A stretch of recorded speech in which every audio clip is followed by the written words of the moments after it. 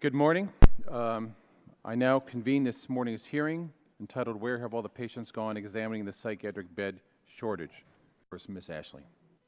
And make sure your microphone is on and is pulled close to you. Thank you. Hello and good morning, Mr. Chairman and members of the subcommittee.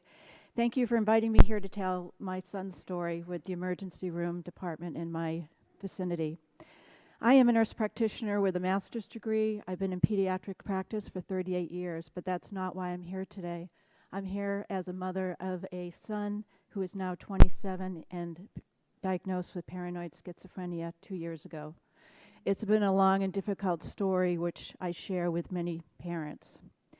My son was about 21 years old when I knew something was wrong, but it wasn't until he went homeless when he was in LA and went missing for 3 weeks that I knew for sure. Of course, he saw nothing wrong. When I was finally able to locate him, I brought him back to Sacramento. He was delusional, thinking the FBI was watching him.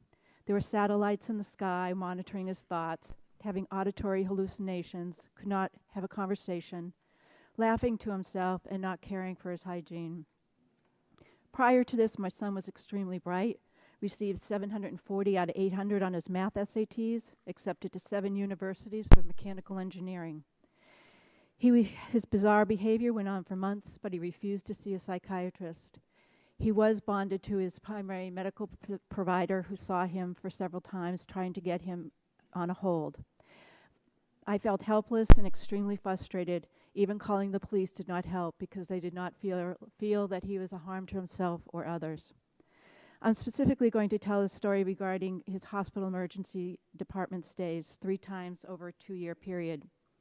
Each time I struggled with pain and anguish to see my beautiful son taken in custody, especially for the first time, because he didn't know how sick he was and how very confused as to why he could not go home with me, and I cried my heart out.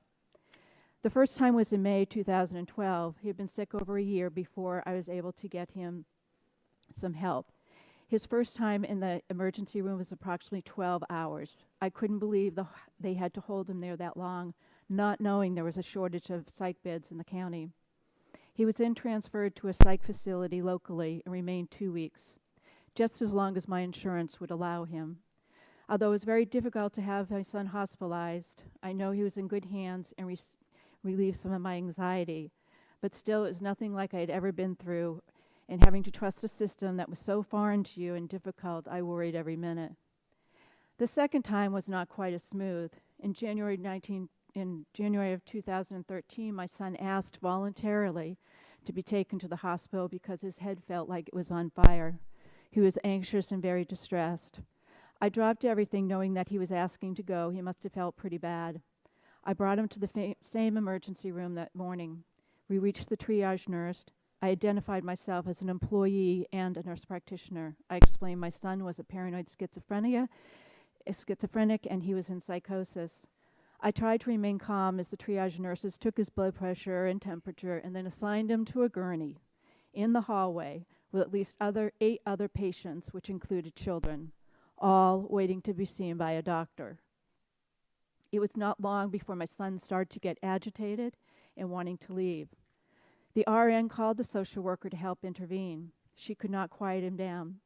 As he tried to approach the exit, the emergency room policeman tried to stop him by holding him back.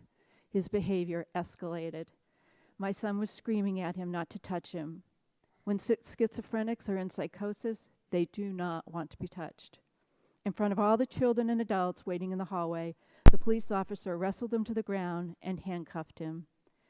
I tell you this because I brought him to the hospital for medical treatment, not for police handcuffing him, and their intervention escalating his psychosis made it worse.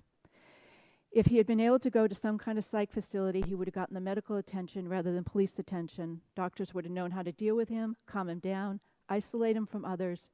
The emergency room is not a quiet place, and they are not trained to deal with psychiatric illnesses, and certainly not serious mental illness.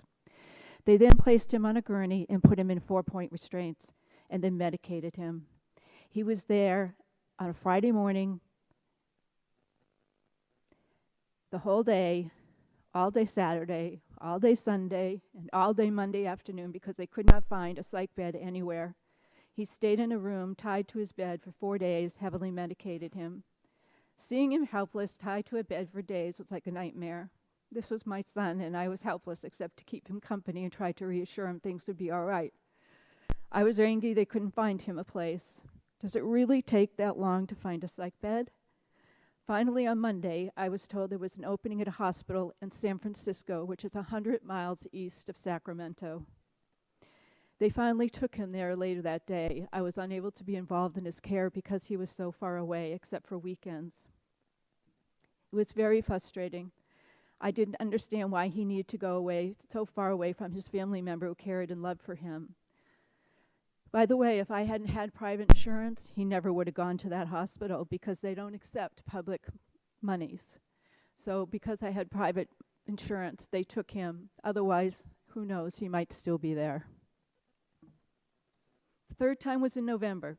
Again, his head was burning and voices were screaming at him. I took him back to the hospital.